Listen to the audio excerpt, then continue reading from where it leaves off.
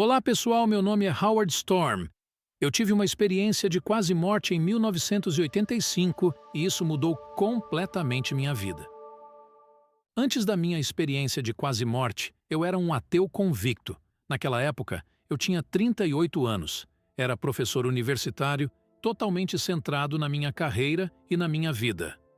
Em 1º de junho de 1985, eu estava no final de uma excursão de arte de 3 semanas com um grupo de meus alunos da universidade onde eu ensinava.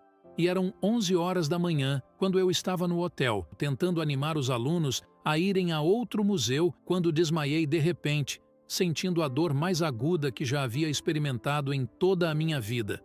E minha esposa ligou para a recepção do hotel, que chamou um serviço médico de emergência. E um médico veio provavelmente em cerca de 10 minutos. E ele disse que eu tinha uma perfuração no duodeno, que é uma parte do estômago, e que eu precisava passar por uma cirurgia dentro de 1 hora. Caso contrário, eu morreria. Então ele chamou uma ambulância e fui levado de maca para o hospital cirúrgico, que ficava a várias quadras de distância. Fui encaminhado para a ala cirúrgica do Hospital das Irmãs Públicas de Debari, e de lá para a unidade cirúrgica do Coxim. Quando cheguei, fui colocado em um quarto e não havia cirurgião disponível no hospital cirúrgico. Nas próximas 10 horas, ainda não havia visto nenhum médico e nem recebido nenhum tipo de medicação para a dor. Uma das coisas que acho muito irritante é quando as pessoas me dizem que tive essa experiência de quase morte porque foi como uma viagem de drogas. Passei 10 horas implorando e suplicando para que alguém me desse um analgésico e não recebi nada. A enfermeira veio e me pediu desculpas, mas disse que não conseguiam localizar um médico e que tentariam conseguir um para o dia seguinte, que seria domingo. Quando ela me disse isso, eu estava tão fraco e havia tido muita dificuldade para respirar por um longo período. Toda a minha energia, todos os meus pensamentos e toda a minha força estavam concentrados em inspirar e expirar.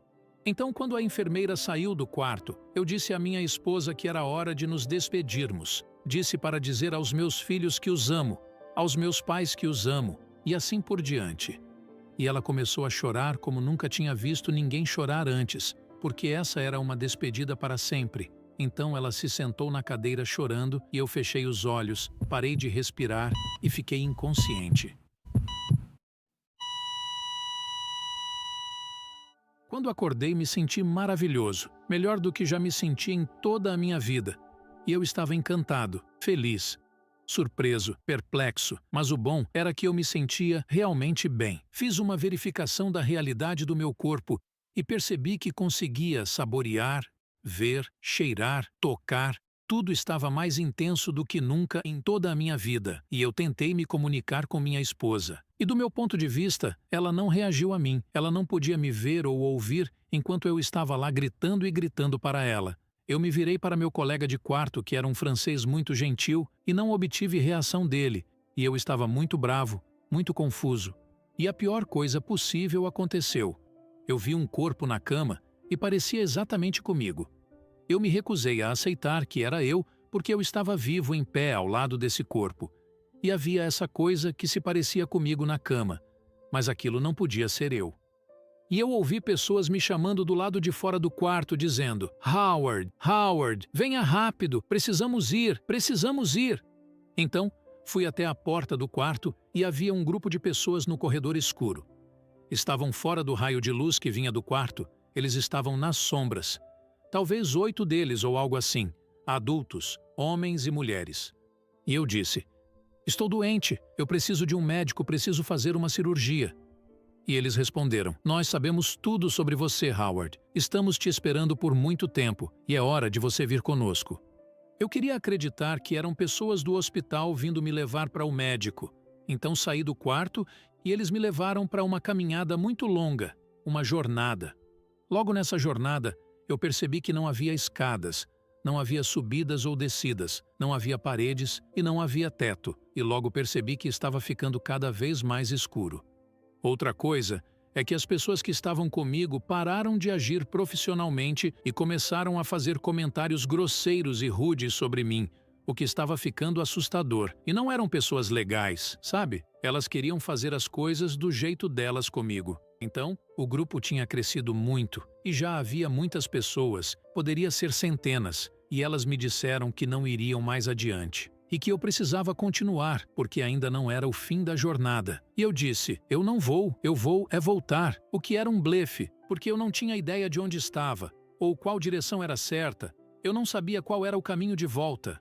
Então parei de me mover e eles começaram a me empurrar e me empurrar. Então eu lutei de volta, socando, acertando, chutando, e eles revidaram com tudo o que tinham. Eles queriam me despedaçar, e foi o que fizeram. Mas quando haviam terminado e eu estava deitado ali como um pedaço de carne atropelado no chão daquele lugar, eu ainda estava vivo e pensando, por quê? O que é isso? Onde estou? Como isso aconteceu comigo? Quem são essas pessoas horríveis? E foi quando ouvi uma voz de fora de mim dizer, reze a Deus. Eu pensei, eu não acredito em Deus, isso é ridículo. E a voz disse mais uma vez, reze a Deus. E eu pensei, eu não sei como rezar. Eu não rezo desde criança, nem sei o que dizer.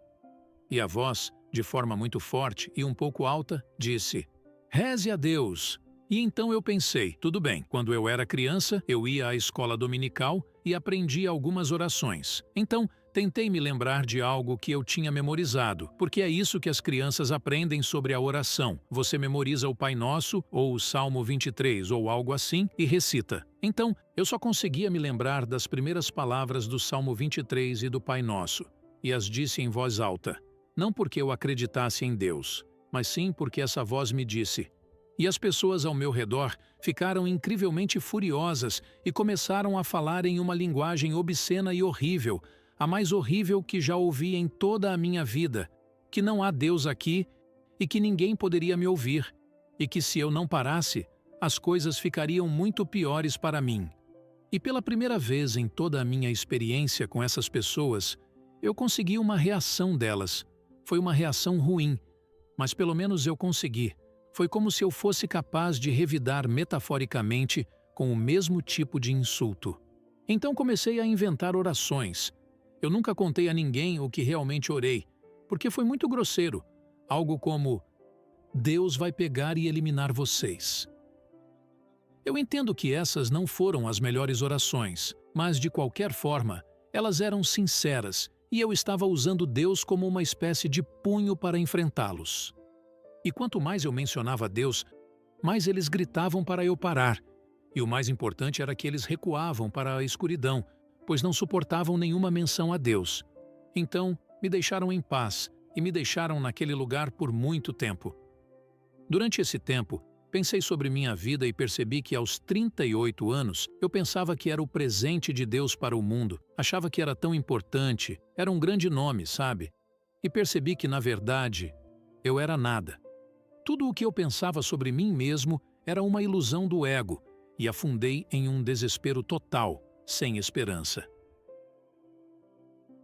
Então, uma lembrança muito vívida veio à minha mente, de quando eu era criança na escola dominical, cantando Jesus me ama, e eu podia me ver na escola dominical com as outras crianças cantando isso. Mas o mais importante em minha memória é que eu podia sentir o que era ser como uma criança, quero dizer, eu podia sentir que amava esse super-homem chamado Jesus. E quando eu era criança, costumava orar a ele e coisas assim, e eu acreditava nele, e ele respondia às minhas orações. E então eu disse, Jesus, eu não sei se você é real ou não, não sei se você se importa comigo, não sei se quer ouvir minha oração, mas Jesus, por favor, me salve. E o que eu queria dizer com me salve era me tirar daquele lugar, sabe? E para minha surpresa, uma pequena luz como uma estrela apareceu naquela escuridão e ficou muito brilhante muito rápido, e ela veio sobre mim bem na minha frente. Era uma luz branca impossivelmente brilhante, muito mais brilhante que o sol 10.000 vezes. E dessa luz emergiram mãos e braços, e quando ele me tocou, toda aquela sujeira e todo aquele material apenas se dissiparam, e eu estava completamente inteiro. E suas mãos foram para trás de mim, ele me levantou, e colocou seus braços ao meu redor e me segurou. Ele me segurou muito forte, muito apertado contra ele. E eu chorei como nunca chorei em toda a minha vida. Chorei como um bebê com o rosto enterrado em seu peito. E ele me acariciou as costas como uma mãe ou um pai faria com seu filho. E foi a maior felicidade e amor que já experimentei em toda a minha vida.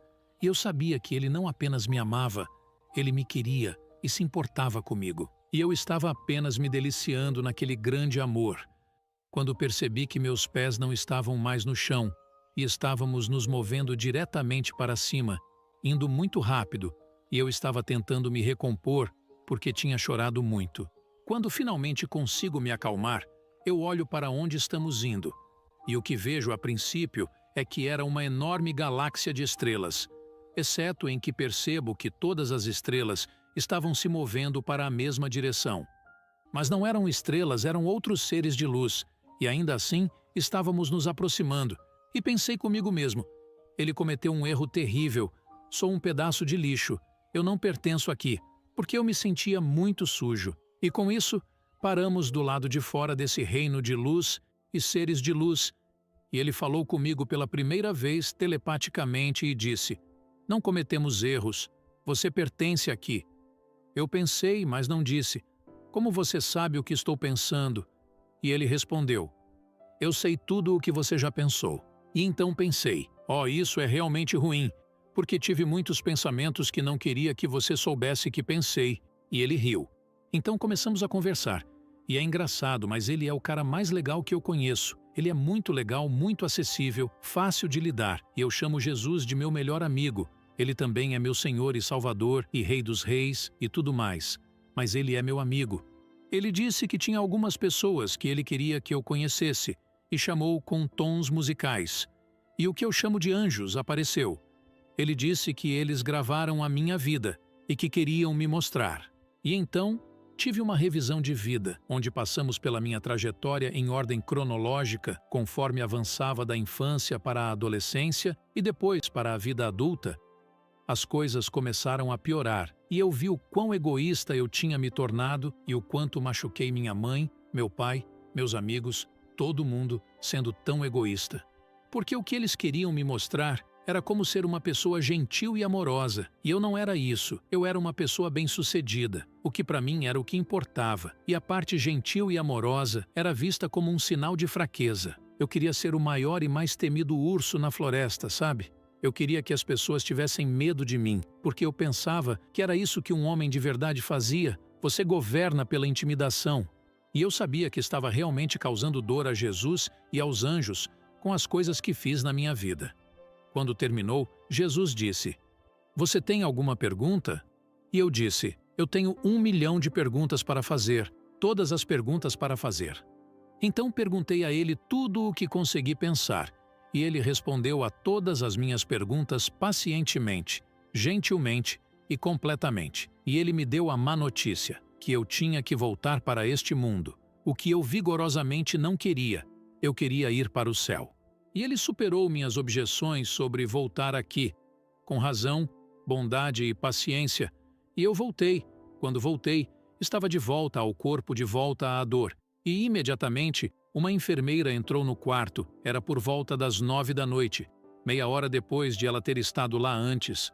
Ela disse que os médicos haviam chegado e que iriam me preparar para a cirurgia, e eu fiz a cirurgia às 10 horas. Na manhã seguinte, quando acordei, sabia que a coisa mais importante da minha vida tinha acontecido comigo e que teria que me reconstruir. Eu passei 38 anos construindo esse personagem e agora preciso demolir tudo e construir uma pessoa completamente nova. Desde 1985, tenho trabalhado nisso, tentando construir uma nova pessoa, e a maneira como fiz isso foi seguindo Jesus Cristo, a quem acredito ser o Filho de Deus. Acredito que por um tempo, há 2000 anos, ele foi totalmente humano e completamente divino para nos mostrar o que os seres humanos poderiam e deveriam ser. Então, essa é a história da minha vida.